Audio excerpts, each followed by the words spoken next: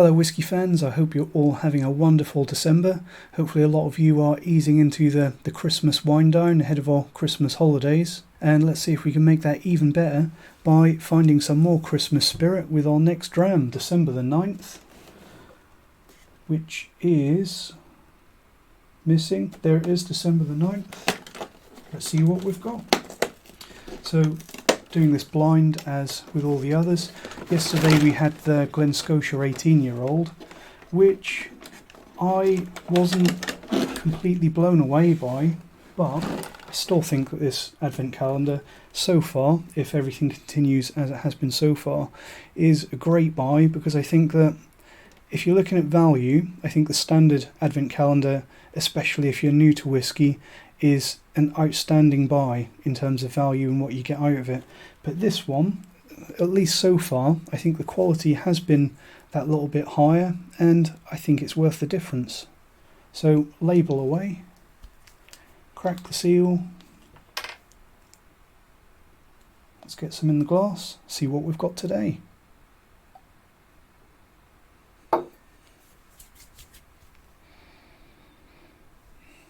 Doesn't smell peaty, not yet.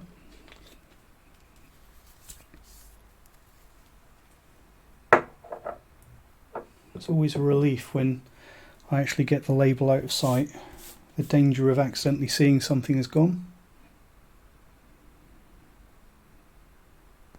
So that is a little bit spirity, quite sweet, quite neutral, quite refined. So it doesn't smell like a low ABV. Getting some lemony spirit, some quite a pronounced fruitiness.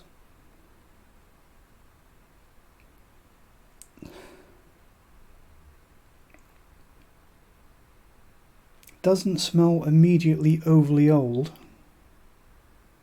Actually wondering if this might be a second Irish entry, because I'm getting, as well as some sort of tropical fruitiness, also some bready, shortcakey, shortbread notes in there. Does smell a little bit youthful though, not overly mature. So as always, if I get one of these and I'm nosing and tasting it blind and it doesn't smell overly old, that raises the question, why is it in the premium advent calendar? What's premium about it if it's not obviously extra old? A little bit oily, lemony, sharp, slight citrus, bready, malty, vanilla, little reasonably sweet maltiness, honey, caramel, grains.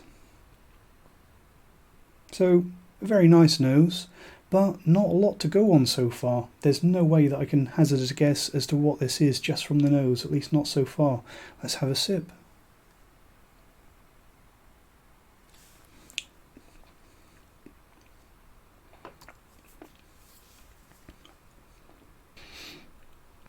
Okay, still not a huge amount to go on. As for the age, I'm probably going to say probably a 46% ABV, and I'm going to say probably around 14, 15 years old perhaps. Although, I'm not particularly certain about that guess on the age. I could be wrong on there, but I definitely think it's 45 to 46%. It's definitely an oil on the nose and the palate, an oily, buttery shortbread note. So I still think this might be an Irish whiskey.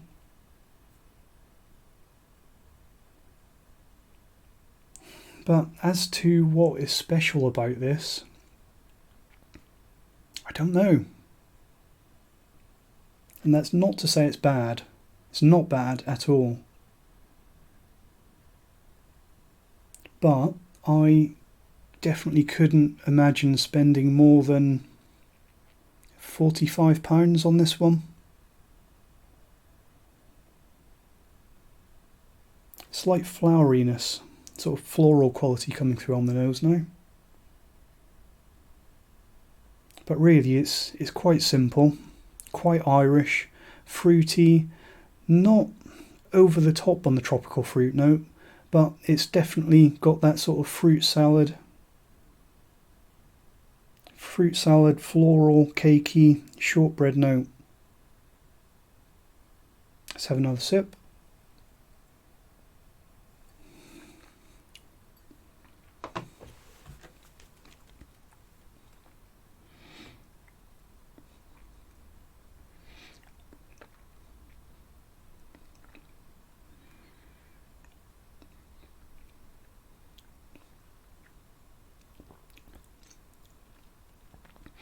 I think I'm a little bit out of my depth as to guessing exactly what this is, but I'm going to go with my hunch that there's an Irish theme there.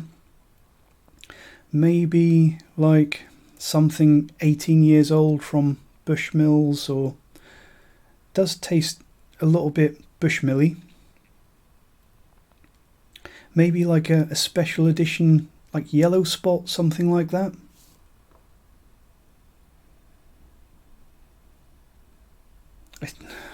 Definitely not Yellow Spot. I think Yellow Spot has more of a wine influence note, whereas this seems more like a well-matured, reasonably old Irish whiskey.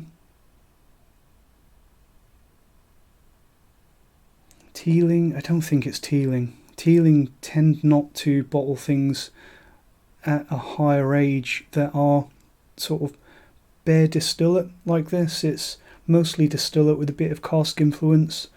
Teeling tend to put something like a wine cask or something like that on top of all of their special releases. I think that's about as close as I'm going to get. Let's see what it is. Egan's. I actually don't know how to pronounce that, but it is Irish whiskey and it is 46%. Egan's Irish Whiskey Centenary. So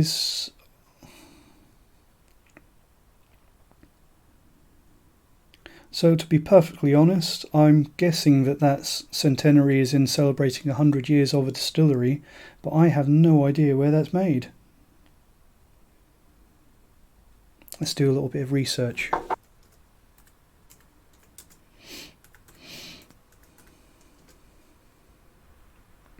Okay, so I have found this online and it sells for around £90 a bottle, which for what I've just nosed and tasted I think is quite overpriced, to be honest.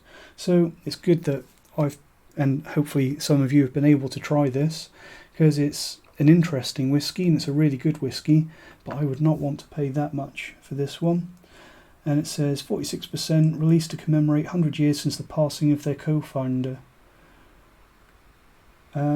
So I still don't know where this is made, which may show a little gap in my Irish whiskey knowledge there. Matured in ex-bourbon casks, finished in XO cognac casks. So cognac.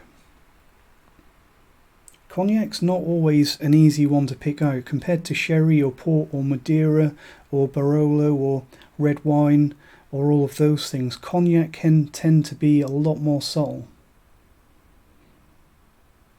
I think there is definitely evidence of it. In hindsight, I did not pick up the cognac to start with. But I think that's a good thing, to be honest, because that cognac, it blends so well with the bourbon cask. It really intermingles with the bourbon cask rather than, especially things like Pedro Jimenez sherry and red wine, they can really sit on top of the bourbon cask maturation.